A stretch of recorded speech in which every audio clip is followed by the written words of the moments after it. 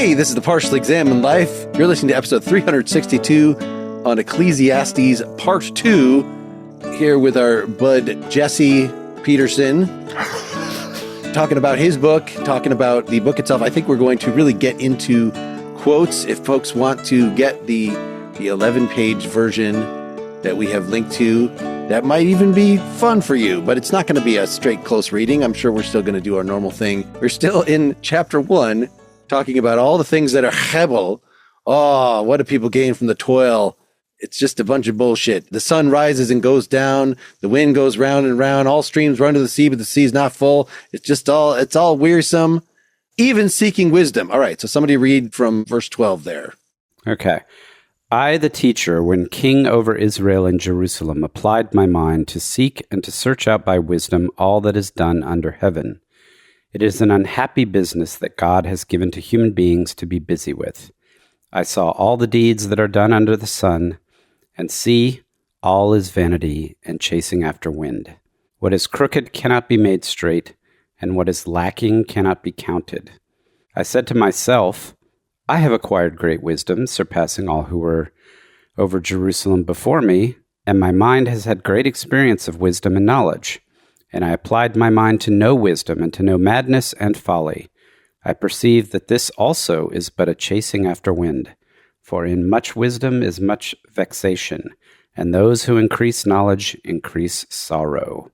This should be something familiar to anyone who has studied philosophy for any length of time. I was just going to say. Yeah, and sounds like Sextus. The end sounds like skepticism. In much wisdom is much vexation. Those who increase knowledge increase sorrow. Right? Just bringing up questions, they unsettle you. And all the important questions are going to be unanswerable. So isn't it better to just eschew wisdom altogether? He later says, you don't want to actually be a fool because you're going to fail at obvious things in your life. You're not going to manage your money well. You're not going to, so it's okay. Like, be wise in that way. Get your shit together. But this philosophical wisdom, maybe that's just pretension and vanity. Yeah. So why doesn't, knowledge is a potential solution to the problem of meaning, especially philosophical knowledge. And the question is, why does that fail? It fails here because you end up sorrowful. Increasing knowledge doesn't make you happy. Yeah. So increasing knowledge, it depends on what we mean by sorrow. It could turn us into nihilists, for instance. That's one problem. It could put us in the position of just thinking too much about everything and being less focused on pleasure. Doom scrolling. If there's an Epicurean solution to all of this, or it could undermine faith. If that's another possible solution to all of this. So we move to knowledge because human beings by nature desire to know, and because knowledge of the potentially of the absolute is appealing. There are many reasons why philosophical knowledge could serve the function of meaning. But on the other hand, beyond the fact that we don't seem to ever get there unless we're Hegel, it can have the very opposite effect of undermining. What is the first section starts off talking about, all is vanity. What do you gain from all that you do? Right. And it's basically nothing. And then you say, well, the futility of what if instead of doing right, we seek wisdom instead of toiling under the sun? And this kind of reads to me more like wisdom is knowing that all is vanity. Like becoming wise means just being led to the point where you're aware in that everything we do is futile. So wisdom leads to existential crisis. Yeah. So you would think that it would get you to an answer, but instead all it does is make you realize that there is no answer. And in fact, what you believe to be true, namely that all your efforts are, for naught, is actually the case. Well, we should say, what is it he learned? He tells us what it is that wisdom gave him, and that is this, at the very middle of the section, what is crooked cannot be straight, and what is lacking cannot be counted. That is what he learned by searching out wisdom and examining all the deeds that are done under the sun. This is the big insight that he's gotten to. And so what do we make of those two lines? What does that mean? What is crooked cannot be made straight, and what is lacking cannot be counted. And why would toil be focused on that anyway? Right. It seems like you can't make fundamental change in the universe. You can't, like as he was saying before, where all streams run to the sea, but the sea is not full, right? You spend your life filling up a bucket and things are draining out the bottom of it. So if you say, hey, let's perfect man, let us make a perfect political system with perfect citizens. No, what human nature is going to rule that out altogether. So why bother even trying? That's spot on, right? So we can obviously when we make artifacts, when we are engaged in techne, when we are doing a lot of aspects of human work, we're precisely making crooked things straight, right? If we just do carpentry, we are fashioning what is crooked into what is straight. So it can't mean that, right, in some literal sense that work doesn't do that. But it doesn't, thinking of Marx again, right, finding ourselves in those fashionings, finding ourselves in that work, doesn't make us straight, I would say. It doesn't. Human character is much harder to alter. And in fact, one might even say human nature, these doings and our attempts to find ourselves in these doings, it's not an aspect of human nature that we can find fulfillment in that this recognition function can be served by our work. I don't think I'm putting that very well, so someone picked that up. But I think this relates to a question that I did want to ask you guys your thoughts on, which is, what is the basic problem here? Is it a problem with the world?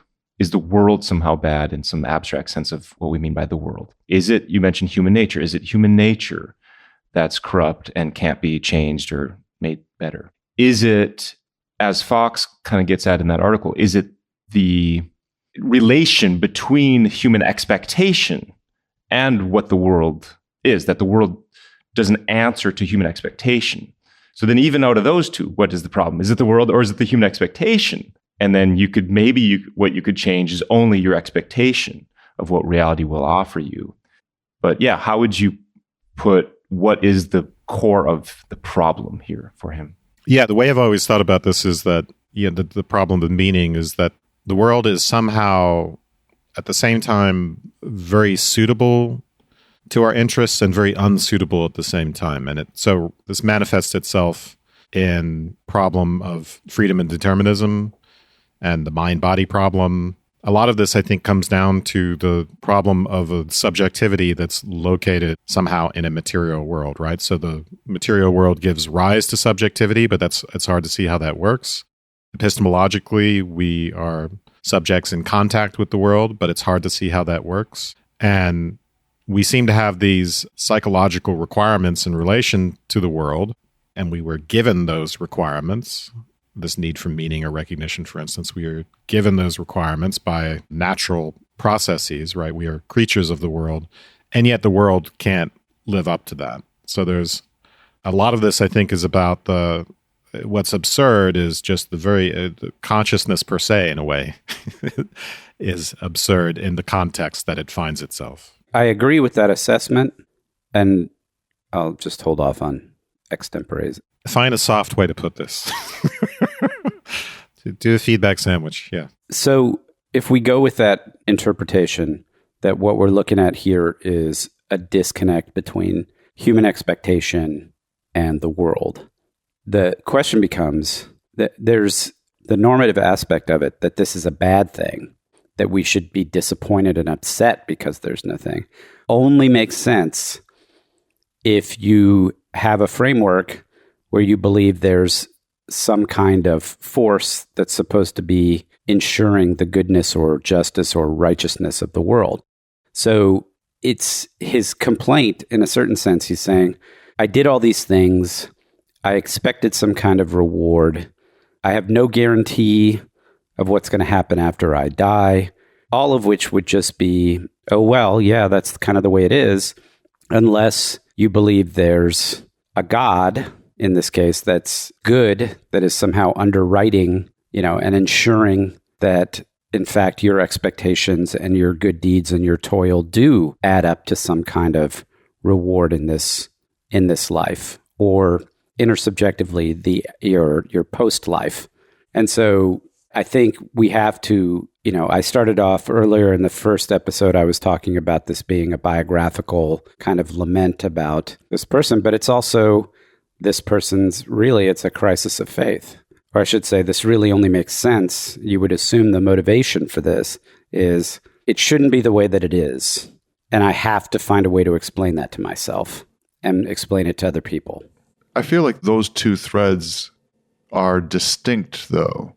So there's this activity of reaching out to know, and that reaching out to know involves a kind of synthetic grasping of the world, making things into a coherent narrative about our experience, about how the world works, our inclination for cosmology, our inclination to make things fit together, to write them.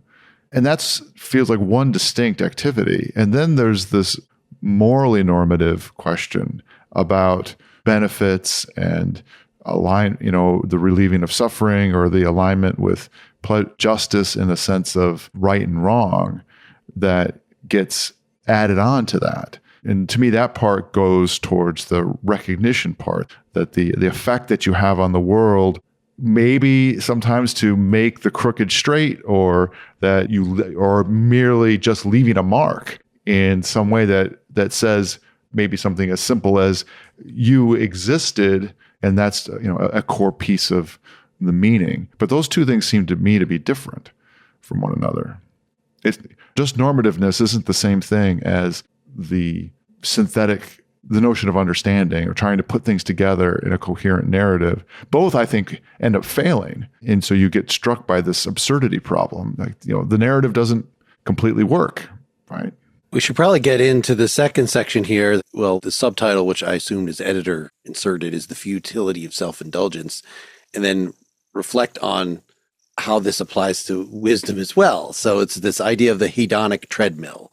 And this is very, if you read Epicureans or the Stoics, number 2 is about, I said to myself, come now, I'll make a test of pleasure, enjoy yourself. But again, this was also Hebel. And he goes through, right, I made myself gardens and parks, planted them all kinds of fruit trees. I made myself pools from which to water the forests of growing trees. I had slaves. I had what could be wrong with life? He had slaves. Yeah. What could go wrong? But all this was Hebel. It was not ultimately satisfying. And so the idea is that, well, at least with these pleasures of the flesh, right? This is why Socrates didn't like him either. Then they're going to be fleeting. They're going to be Hebel in the sense of, and we haven't mentioned, that Hebel, I guess, literally means wind. So that's like the wind and the chasing after wind. So there's a connection there. I don't know, in the Hebrew words, are those that similar? Is it Hebel and so what's the chasing after wind? What is that? Is that related in Hebrew, or is that just a different? Is it redundant is what I'm asking? No, that word is ruach, the word for wind in that phrase. But of course, it comes back to the whole question of what does Kohelet mean by his use of hevel? Wind or breath is more breath, or even vapor is like an original concrete, ironic to call that concrete, but concrete sense of the term.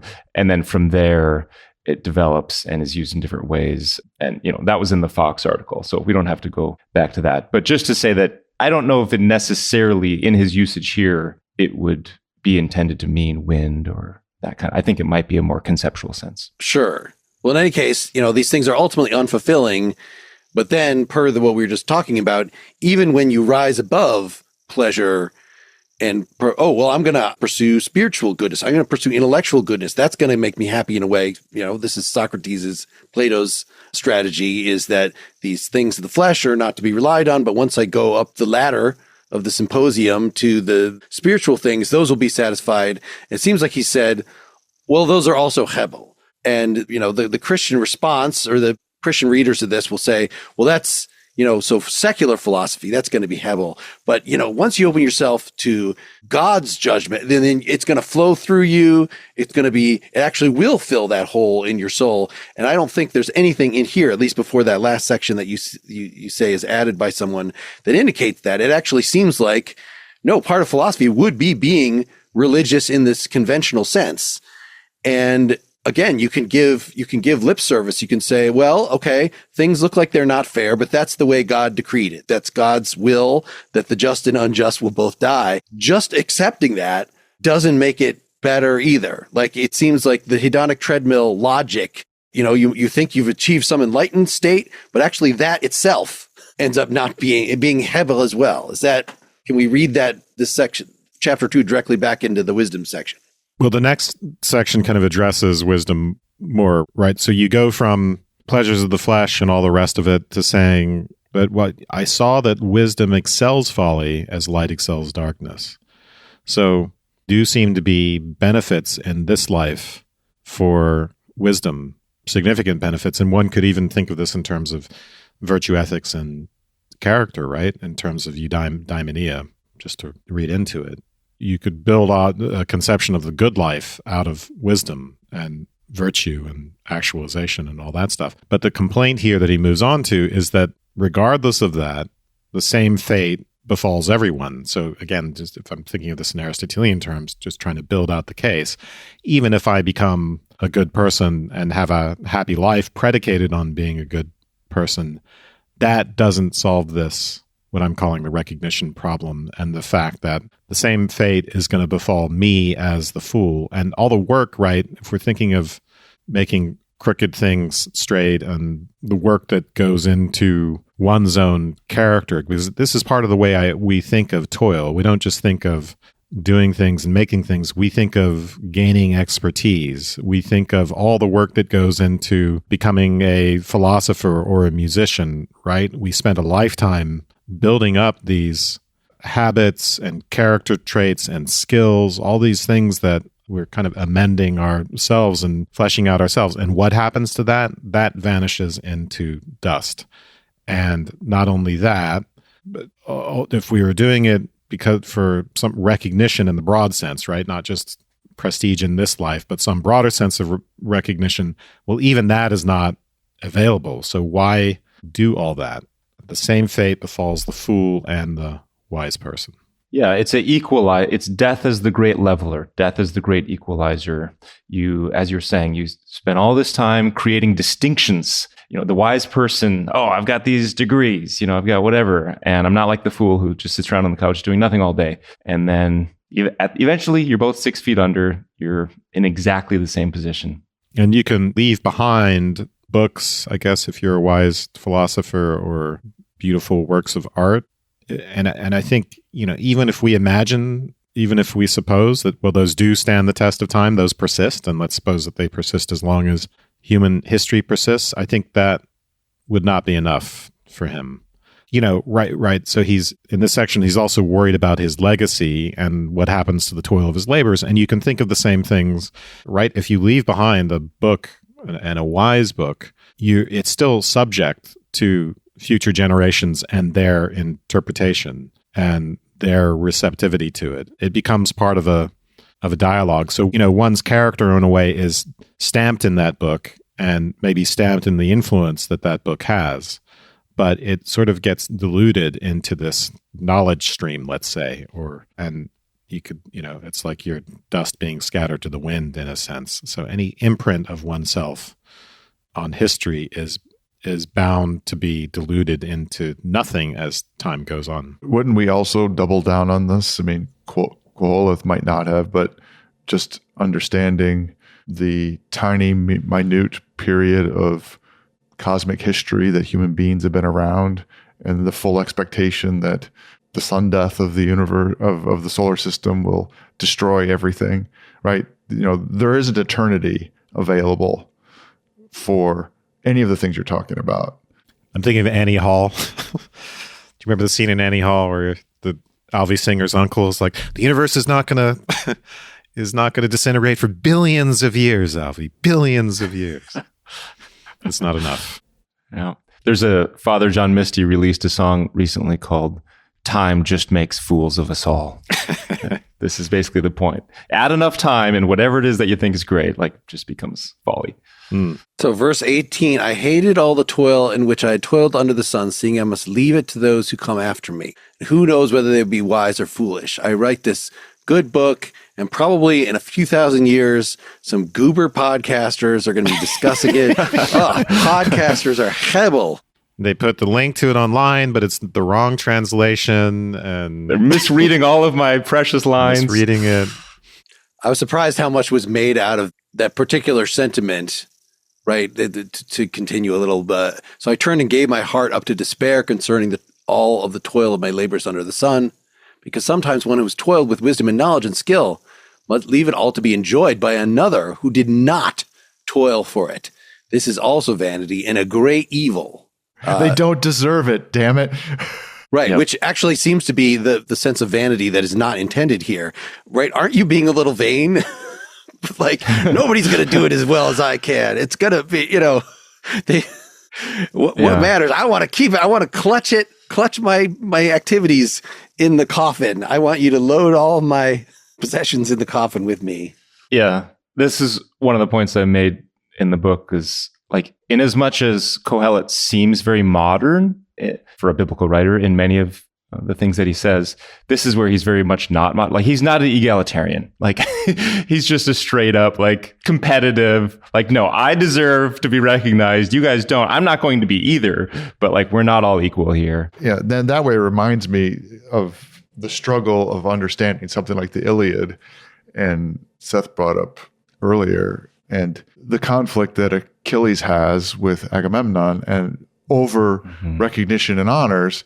It's often very hard to get people to understand the depth of that, or maybe you have to kind of walk them to the way in which they feel exactly the same way. It's just that the particular circumstances, they don't recognize that actually we do participate in wanting to have honors and recognition. That's not all that different, and that it matters to us. We might not. Maybe we're just not as explicit. Yeah. Like, would you say that our values today are basically the same? We just wouldn't be so explicit in saying, like, I want the honor and I don't want the other. I mean, unless you are maybe the current president or someone, but most of us wouldn't quite say it that way as explicitly as he is. Well, I think part of that is that, and part of it is you get tripped up on the notion that you get honor from killing thousands of people all by yourself. And that's a big part of, I think people get tripped up over that. Yeah, this Oops. This actually sort of gets us to a point I was hoping we'd get to, but I assumed it would be towards the end. And you bring it up, Jesse, in chapter 3 of your book about the discussion about can you be happy after death, and this notion that the value and meaning is intersubjective. And I think actually this is a crucial point about this text and about what Dylan just mentioned, which is I think the societal or the commonly accepted notion of subjectivity, what it meant to be an individual in a society, what the role of the individual in the society and the family was, and the notion of the participation, the intersubjective relationships that you have was very different. I think from our modern perspective, we're now, we've got this post-Cartesian obsession with our own individual ego and this belief that it's somehow separate and transcendent from the body.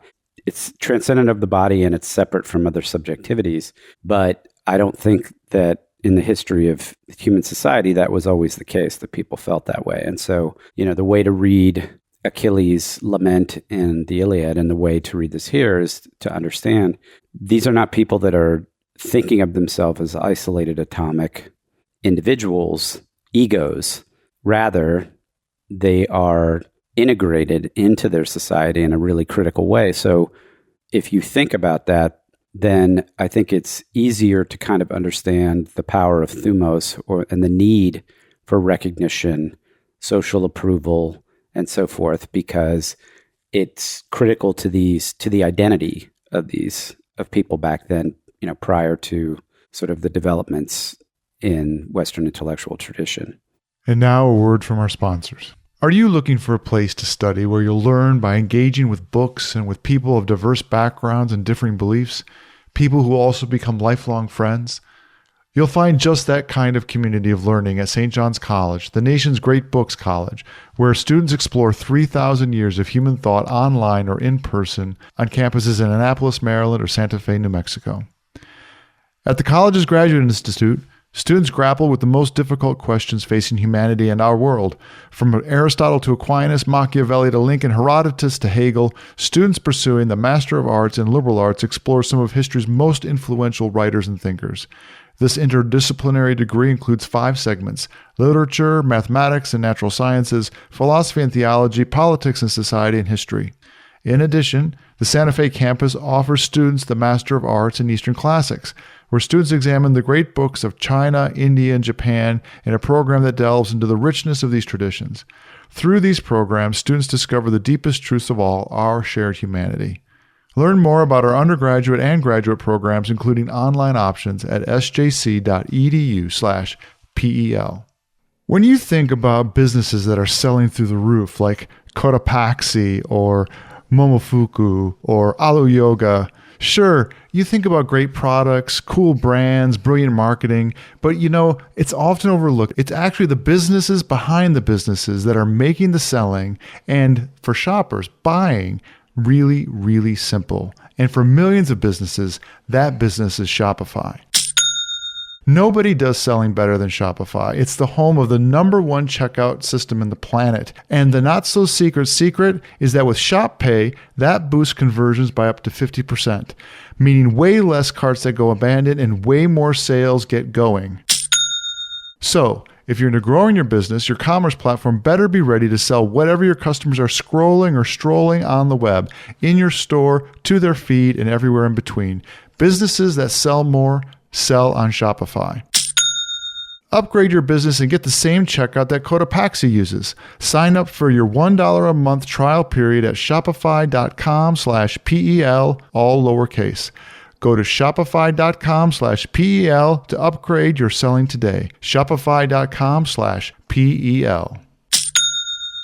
Jesse, you write in your book on page 86, when it comes to this intersubjective view of meaning, you're quoting Stephen Darwell. Something can give meaning to our lives only if we believe it to have intersubjective value. That is, if others can recognize it and affirm it. Did you want to say anything to Seth's point there? I think one thing that comes to mind now is that I think Kohelet is in a period of transition where before this time, I mean, just going off the Bible, in particular the Hebrew Bible, much of the talk around death before Kohelet, because Kohelet is very late in the biblical period, is just like, well, you have a good name, you develop a good reputation, you have a bunch of kids, you got descendants, your memory will live on, you'll be a blessing for future generations. And they don't seem to have what we now think of as this modern existential angst regarding death. It's just like, oh, you'll live on, it's fine, You'll live on, but not literally an afterlife, but this kind of, as I put it in the book, metaphorical afterlife. But Kohelet, he's coming out of that tradition and that kind of background, but he's actually one of the first, it seems, along this historical timeline, to really take serious that, no, death, you're actually not going to be remembered. He takes issue with that idea, and therefore death really is this kind of evil that it hadn't been identified as in previous generations, at least within Hebrew culture, and certainly you could say the broader ancient Near Eastern culture, though there is differences because the Egyptians did believe in an afterlife. And so it's actually right around the time of Kohelet, or pretty soon after, that in ancient Judaism, ideas of the afterlife do begin to get developed, specifically in what's called the apocalyptic literature. And you see that manifested in the New Testament, by the time of which there's a very robust notion of afterlife in a literal sense. So I always feel like Kohelet's sort of stuck in between. Like before him, they didn't, at least again in the Hebrew culture, they didn't believe in a literal afterlife, but it was okay. They had a metaphorical afterlife, and you live on in your memory and descendants. And after him, they do develop a literal afterlife, so they feel okay. But he's in this period where it's like, he's got nothing. He's got, the literal afterlife has not developed yet, and he is not satisfied with the idea of metaphorical afterlife. So that's why I think he develops this kind of angst and feels so like proto-existential. He has nothing to rely on in the face of death. Interesting. Seth, I like your bringing up is he a social animal, that the individualism of modern philosophy and of modern politics is not something we should read into the ancients in any way. But this seems like if you really were communitarian and devise your own value and your own individual subjectivity from your society, then at least it seems like there would be a gesture to, it doesn't matter if I particularly am remembered so long as this mark, this enterprise, this thing that I care about, this activity continues and is passed down. Whereas the objection is not so much just that, well, it could be passed down to someone foolish, but the fact that it's not me, the fact that somebody else is going to enjoy this, that really does seem to be, there seems to be a tension there. It seems like that, at least with this translation, I'm wanting to read it as having that modern sense of individualism, because, when I, as an individual, wink out of existence, well, that's going to be a horrible thing. It's going to be, whereas if you really had a more social view of the self, then it wouldn't be, right? It doesn't, I as an individual ant, as the individual unit in society, don't matter so much as the society going on. And yes, the society itself is going to eventually wink out so we could go further. But I don't know, shouldn't there be some consolation in the social aspect? You're talking about the harm of death is depriving us of the things that we would be doing or could be doing. And then the question is, shouldn't we ameliorate the harm of death by the benefit of the things that we've done, the marks we've made being carried on after us? And then you would get to the discussion that Wes brought up earlier, which is there would then be the possibility of harming you after death in the sense of wrecking that or calling into question those accomplishments, that effect that you had on the world. So you could be harmed after death in that respect. I guess even just being consumed with the harm that an individual undergoes, as opposed to, right, Jesse was contrasting in his book my life as an individual versus my life as a story. So, but that's still, if you're egoistic about it, as the author seems to be here, it's my reputation. I can be harmed after death, whereas it should be just the work. I'm giving myself, what will give myself life meaning?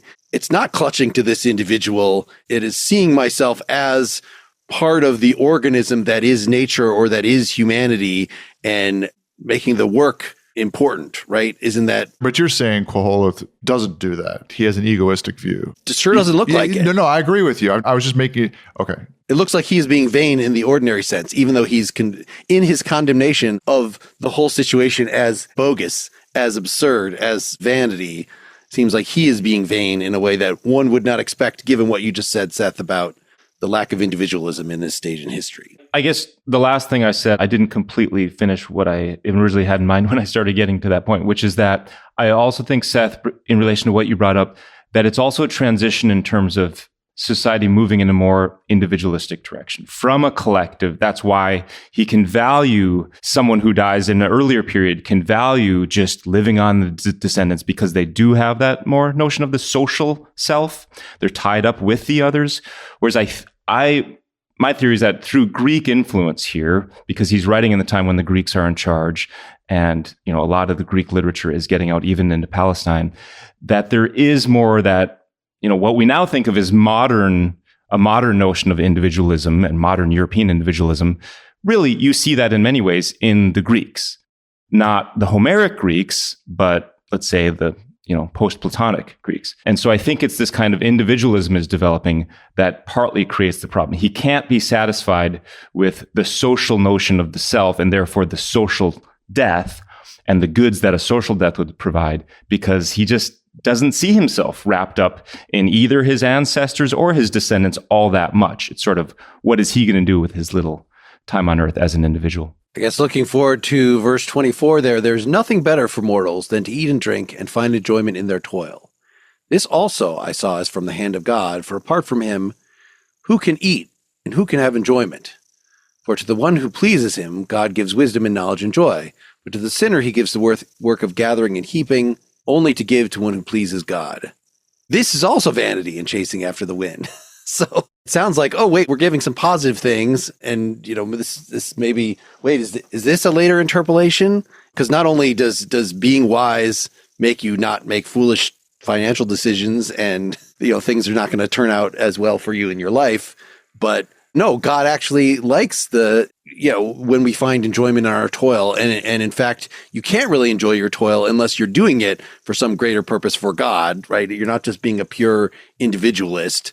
But even that, even putting your faith in God, and getting enjoyment out of that and trying to, take things as they come, even that's bullshit. Is that what's being said here? Potentially. It depends on if you take the vanity or hevel in the last phrase there to apply to all of 24 through 26, or just the latter part of it, the gathering and heaping. I think I would be inclined to think he's just there referring to the latter part. This is one of 7 passages in the book that I and others call like the joy passages or the enjoyment passages. Specifically, verse 24 here, there's nothing better than to eat and drink and find enjoyment. But as you may recall, reading through the book, he says that same kind of thing several times. He says it in chapter 3, verse 12 and 13. He says it in chapter 3, verse 22, 5, the end of chapter 5, again at, I think, 8:15, 9, 7 through 10, and 11, 7 through 10. They all, and it actually expands. This is the first time he brings that up. It's quite short, but as you get nearer to the end of the book, there are these quite long passages that I just mentioned where it's that kind of theme. So for example, starting at chapter 9, verse 7, go eat your bread with enjoyment and drink your wine with a merry heart, for God has long ago approved what you do. Let your garments always be white. Do not let oil be lacking on your head. Enjoy life with the wife whom you love, all the days of your vain life or hevel life that are given you under the sun, because that is your portion in life and in your toil at which you toil under the sun. Whatever your hand finds to do, do with your might, for there is no work or thought or knowledge or wisdom in Sheol to which you are going. So you can see that it's more expansive than the early one. You could still ask the question that you were just asking, Mark, which is, well, is he still calling all of this hevel? He does say right in there, all the days of your vain life that are given you under the sun. But even if he does that cancel out the joy? Maybe they coexist in some way. I'm curious what other people think about how there is this clear enjoyment emphasis. Is it still just sort of hevel, pointless? I mean, in a certain sense, perhaps it is, but I guess, is he undermining all of it with those references to vanity in the midst of these passages, or is it authentic? This is a hard one for me.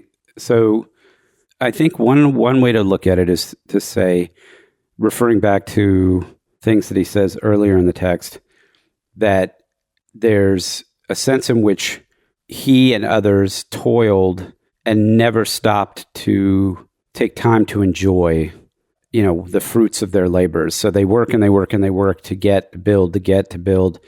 And then they wake up one day and they can't enjoy it. And it's like 20 years have gone by and I never stopped to enjoy. All I did was toil. So, there's one reading of this where you could say, he's saying to pause and actually try to enjoy what you're doing while you're doing it. Because if you wait thinking that you're going to reach a point like retirement, it'll be too late. You'll have missed out.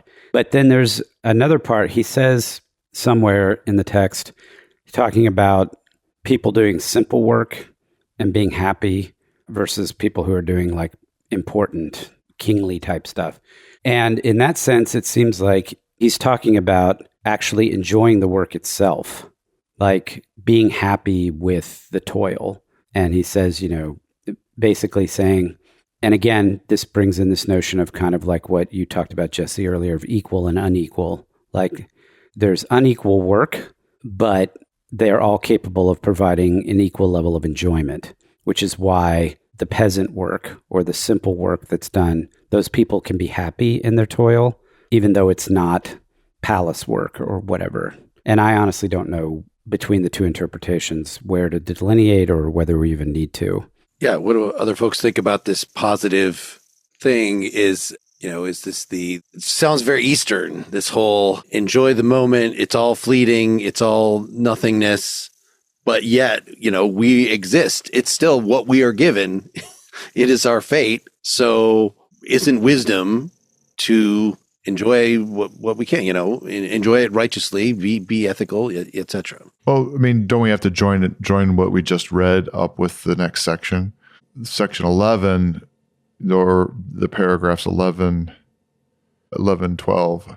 Again, I saw under the sun, the race is not to the swift, nor the battle to the strong, nor the bread to the wise, nor the riches to the intelligent, nor the favor to the skillful, but time and chance happen to them all. So these two lines, there's good luck and bad luck. But then the next section, I've also seen the example of wisdom under the sun, and it seemed great to me. And he says then in 16, so I said, wisdom is better than might, yet the poor man's wisdom is despised, and his words were not heeded.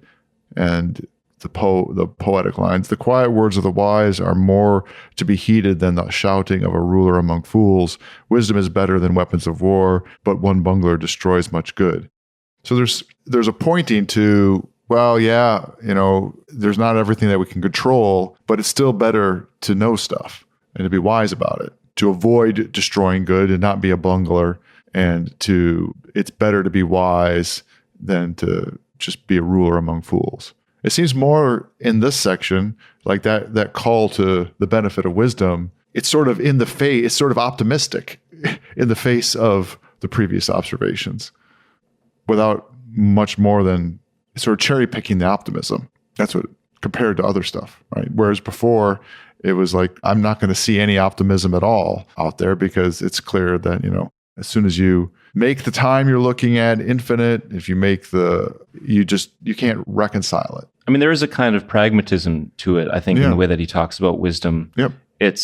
He can go down the nihilistic rabbit hole at times and just burn it down. It's all hevel, it's all vanity, futile, whatever word you want to use. But it's like, well, if he's not commending suicide, which I don't see anywhere that he is, I don't think he is, no. Nor does Camus, of course, then you got to get up the next morning and go to work, and it's better to do it wisely than to do it foolishly. And it's just this basic, you got to get along in life. I think that's the wisdom over folly piece. It's kind of pragmatic. But then I do think, I would say distinct from that is, just as distinct in these passages, is the joy theme. The enjoy your life while you can. Enjoy the toil in itself, apart from what comes of it, because you have no control over that. But you can enjoy the act of toiling, and maybe try to do it wisely. You can bring that side of the emphasis in, but it's just, you have to keep living. And if he's not commending suicide, then he's going to try to put forth some way of making your way, some sense of making your way through life, even if it is an absurd life. Yeah, there was no sense at any point in reading this that it's like a Camus, the first and most important philosophical question, right, is whether or not you should commit suicide. That does not come across at all. Again, to go back to what I said in framing it in the last episode, he's trying to answer a question. He's trying to come to terms with the realities of life as he finds them, given the belief structure that he's inherited. I'm told God is good, everything happens for a reason, somebody's looking out over me, but my experience of life does not accord with that. So how can I make sense of this? And ultimately, he's looking for an interpretive solution. How can I, he's like, I've done the wisdom thing, I've done the hedonism thing, I've tried all the different avenues to answer this question, and none of them have given me a satisfactory answer. So, I need to figure out why my experience of the world is not what my expectation of it is supposed to be. But at no point is this and if I can't find an answer, well, then I'm just going to commit suicide. That just isn't even in the cards. And in that sense, it doesn't, it's not existentialist or absurdist in this modern Camusian sense. Well, Camus wasn't for suicide either. Camus' whole thing, right, was to... No, I mean, just even asking the question. Camus didn't come down on the side of suicide, but he says this is the thing you have to answer.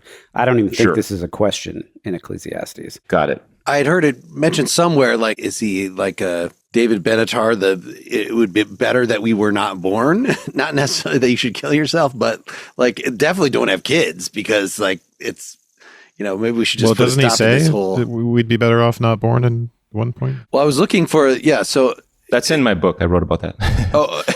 In 6, he said, 6 verse 3, a man may beget 100 children and live many years, but however many are the days of his years, if he does not enjoy life's good things or has no burial, I still say a stillborn child is better off than he. So it's not that it's better for all of us not to be born, but if you don't actually enjoy these things or you don't have posterity. There are worldly goods that would make that, so it's not that everything is, he's not a nihilist. Like, these things are intrinsically valuable. It's just, they're still ultimately, from a higher point of view, later in your life, when you're not engaged in those things, they're hebel. But like, that doesn't mean that you won't enjoy them while you're doing them.